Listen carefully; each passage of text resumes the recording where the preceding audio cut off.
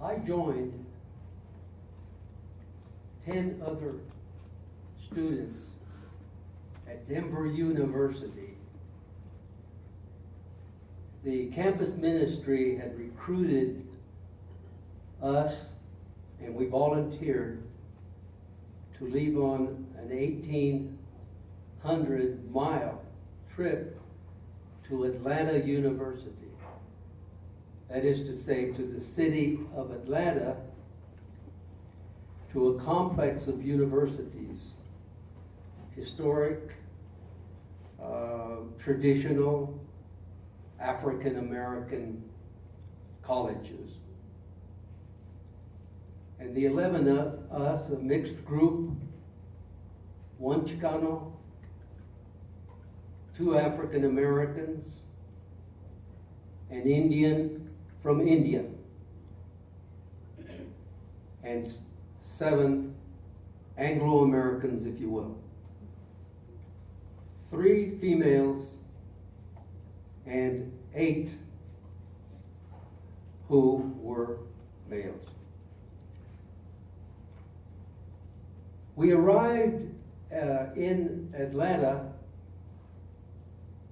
and Morehouse College had been so very kind to send 2 students, interns, who would be with us throughout our stay at Morehouse College in Atlanta, Georgia.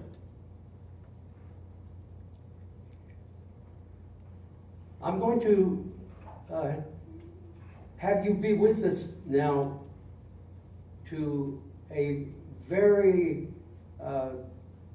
indelible remembrance for us while we were there, and that I'm going to bring to you first.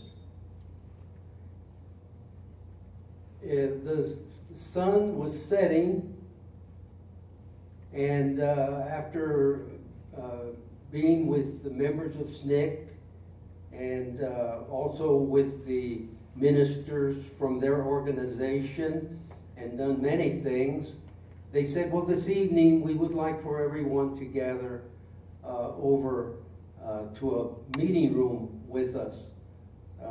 We want all of you to be with us, and we will have students and faculty and others. We entered the room. The sun was going down. It was getting dark. They gave each one of us a candle. And they lighted those candles for us. And we heard a prayer. And someone said, let's begin. And all of us held hands for a moment. As we set the candles down, we held hands, and we began to sway to "We Shall Overcome." And there I was with a white person and a black person, maybe 35 individuals in the room. In fact, and not from a book or not hearing it somewhere or seeing it on the television, but there with all of these fantastic individual activists in the civil rights movement of the United States. And I was moved very deeply. It's an impression indelibly on my heart, on and in my soul. And I thank those who brought me up the way they did, my parents and others who had taught me to stand up, be there, take part. And we've heard that, and I agree that we should. And so that the idea was be there, learn it, and then do some acting up during your lifetime. And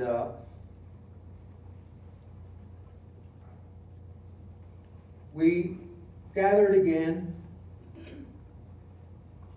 And this time, our organizers and others, our guides, said, well, we understand that you want to actually be at Ebenezer Baptist Church. It is under the directorship of Dr. Martin Luther King Sr., who has been there for a couple of decades or more. And maybe we will be able, they think so, maybe we will be able to stand with them and be again in person together. Because everyone has come to know about the civil rights movement in the United States and all the personalities and the iconic individuals. And we walked into the Ebenezer Baptist Church there in Atlanta. And the couple of individuals that were in the atrium went back, and before you knew it, in front of us, in fact, and in life, were 9, 10 ministers, all African Americans from throughout the state of Georgia and other states surrounding. Shuttlesworth and Dr. Martin Luther King Sr. Jr. had moved to his new ministry in Montgomery, Alabama, and had 4 or 5 years earlier begun a lot of the activity by supporting a bus boycott and taking the leadership of not having been there more than 1 year. And so he was busy, but the others were there, and we were facing one another. There was just a little counter there, and they welcomed us to the church, and they were wishing us well. And the senior Dr. King, Minister King, gave an inspiring message to all of us, inspired us just really to the depths. And we all were listening to what they were saying, making plans for some boycotts, making plans for some marches, and looking forward to Birmingham, Alabama, and all of that courage and strength, dedication, and not so much fear caused me to think that maybe, just maybe, we'll have opportunities in the future to continue with civil rights movements nationally, to go forward with the Chicano movement in the United States, the women's movement, and all the other movements that have come since. And there will be more, and we'll be together, and we'll have the courage, won't we? And it doesn't matter. It doesn't matter. We met one of the segregationists, by the way, Lester Maddox, at his restaurant. Went over and had an interview with him for 30 minutes. He was an arrogant son of a gun. And he was dedicated to what he believes. And he believed at that time. And he was asked, Mr. Maddox, is that one of the pickaxe handles you've been selling to everyone you can? He said, you bet, and we've been using it. You want one or more? We'll give you one for $10 and 2 for $12. And we're in this to the end also, as you folks might be so dedicated. And we don't want to go on for too long. So then we asked, is it possible for us to go into the dining room and have our meal now?